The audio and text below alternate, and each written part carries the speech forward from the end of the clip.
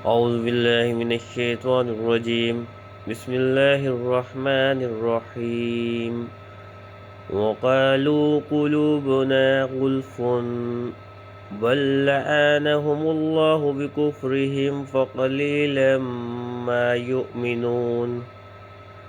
ترجمہ: اور یہودیوں نے کہا ہمارے دلوں پر پردے پڑے ہوئے ہیں، بلکہ اللہ نے ان کے کفر کی وجہ سے ان پر لعنت کر دی، تو ان میں سے تھوڑے لوگ ہی ایمان لاتے ہیں۔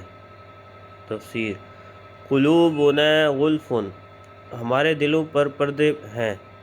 یہودیوں نے مذاق اڑانے کے طور پر کہا تھا کہ ہمارے دلوں پر پردے پڑے ہوئے ہیں۔ ان کی مراد یہ تھی کہ حضور اقدس صلی اللہ علیہ وآلہ وسلم کی ہدایت ان کے دلوں تک نہیں پہنچتی۔ اللہ تعالیٰ نے اس کا رد فرمایا کہ یہ جھوٹے ہیں۔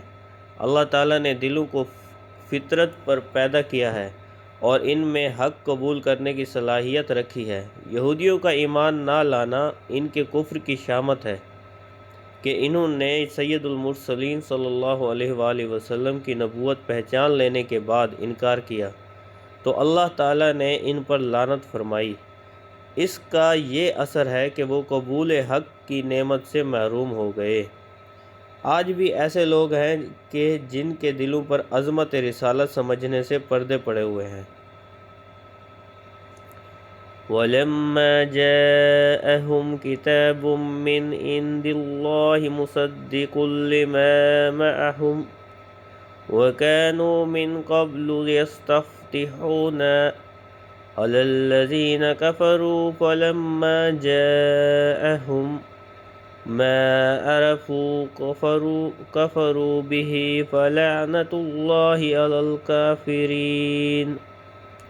ترجمہ: اور جب ان کے پاس اللہ کی وہ کتاب آئی جو ان کے پاس موجود کتاب کی تصدیق کرنے والی ہے، اور اس سے پہلے یہ اسی نبی کے وسیلہ سے کافروں کے خلاف فتح مانگتے تھے، تو جب ان کے پاس وہ جانا پہچانا نبی تشریف لے آیا تو اس کے منکر ہو گئے، تو اللہ کی لعنت ہو انکار کرنے والوں پر۔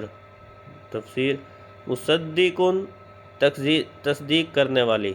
قرآن پاک گزشتہ کتابوں کی تصدیق کرنے والی کتاب ہے کہ وہ کتابیں اللہ تعالیٰ کی طرف سے ہیں۔ نیز ان کتابوں نے قرآن کے نازل ہونے کی خبر دی تھی۔ قرآن کے آنے سے وہ خبریں سچی ہو گئیں۔ معرفو، جانا پہچانا نبی۔ شان نزول: امام الانبیاء صلی اللہ علیہ وآلہ وسلم کی تشریف آوری اور قرآن کریم کی نزول سے پہلے یہودی اپنی حاجات کے لیے حضور پرنور صلی اللہ علیہ وآلہ وسلم کے نام پاک کے وسیلہ سے دعا کرتے اور کامیاب ہوتے، اور اس طرح دعا کیا کرتے تھے: اللہم افتح علینا وانصرنا بالنبی الامی، یا رب ہمارے نبی امی کے صدقہ میں فتح و نصرت عطا فرما۔ اس آیت میں یہودیوں کو وہ واقعات یاد دلائے جا رہے ہیں کہ پہلے تم ان کے نام کے طفیل دعائیں مانگتے تھے، اور جب وہ نبی تشریف لے آئے تو تم ان کے منکر ہو گئے۔ مخلوق کی حاجت روائی کا وسیلہ: اس سے معلوم ہوا کہ دنیا میں تشریف آوری سے پہلے ہی حضور پرنور صلی اللہ علیہ وآلہ وسلم کے توسل سے دعائیں مانگی جاتی تھیں، اور حضور اقدس صلی اللہ علیہ وآلہ وسلم کے وسیلہ سے پہلے ہی مخلوق کی حاجت روائی ہوتی تھی۔